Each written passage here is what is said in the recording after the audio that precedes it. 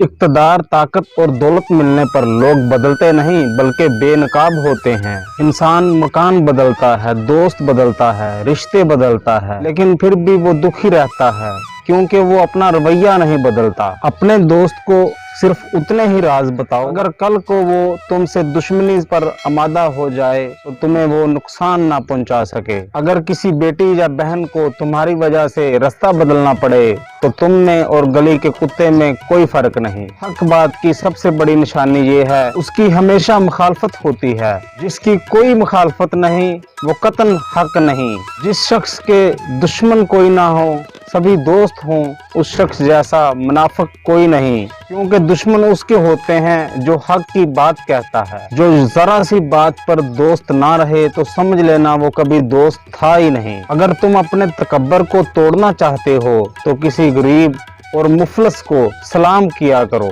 अपने दोस्त के दुश्मन से कभी भी दोस्ती ना करो, क्योंकि आप अपने दोस्त के दुश्मन बन जाओगे। और जिंदगी में कसम, कलम और कदम बहुत सोच समझ कर उठाना चाहिए। अल्फाज ही हमेशा सब कुछ होते हैं, दिल छीन भी लेते हैं और दिल जीत भी लेते हैं। आज लोग गलत बात बिल्कुल बर्दाश्त नहीं करते, दर हकीकत गलत बात ही तो बर्दाश्त करने वाली होती है। अच्छी बात को तो बर्दाश्त करने की जरूरत ही नहीं होती।